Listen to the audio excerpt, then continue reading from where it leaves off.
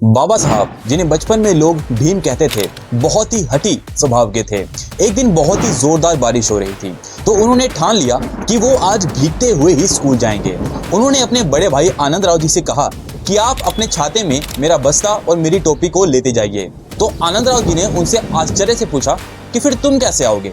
तो भीम ने बहुत ही दृढ़ निश्चय से कहा कि आज मैं इस वर्षा में भीगता हुआ ही स्कूल पहुंचूंगा।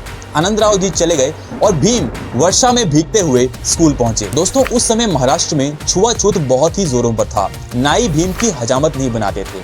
स्कूल में उन्हें बाकी बच्चों से अलग होकर एक टाट की बोरी पर बैठना पड़ता था और आनंद राव और भीम जी को वो टाट की बोरी भी अपने घर से लेकर आनी पड़ती थी। भीम के पिता सूबेदार राम जी सेना में क्रिकेट के बहुत ही अच्छे खिलाड़ी थे। भीम को भी क्रिकेट खेलना बहुत ही अच्छा लगता था, लेकिन उनके स्कूल के अध्यापक ने भीम को बाकी बच्चों के साथ क्रिकेट खेलने कभी नहीं दिया। भीम को बचपन से ही बहुत ज्यादा अपमान सहना पड़ा। स्कूल में प्यास लगने पर अगर कोई स्वर्ण विद्यार्थी उनके हाथ पर लोटे से पानी गिरा दे तो वो पानी पी लेते थे, वरना सारा दिन ऐसे ही प्यासे रहते थे।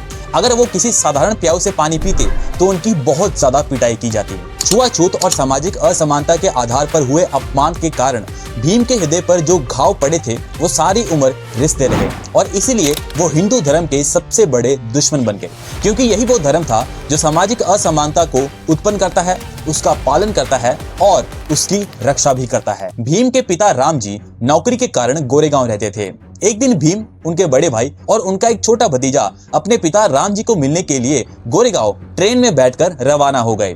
भीम जी ने पहले ही अपने पिताजी को पत्र के द्वारा उनके आने की सूचना दे दी थी, लेकिन किसी कारणवश वो पत्र उनके पिताजी को नहीं मिल पाया। जब वो तीनों बच्चे पातली रेलवे स्टेशन पर पहुंचे और उन्हें वहां पर अपने पिताजी नहीं दिखे तो उन्हें चिंता होने लगी।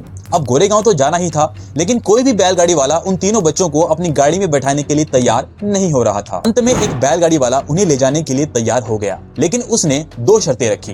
पहली ये कि वो दुगना किराया लेगा और दूसरी ये कि वो खुद पैदल चलेगा और इन तीनों बच्चों में से किसी एक को बैलगाड़ी को चलाना होगा।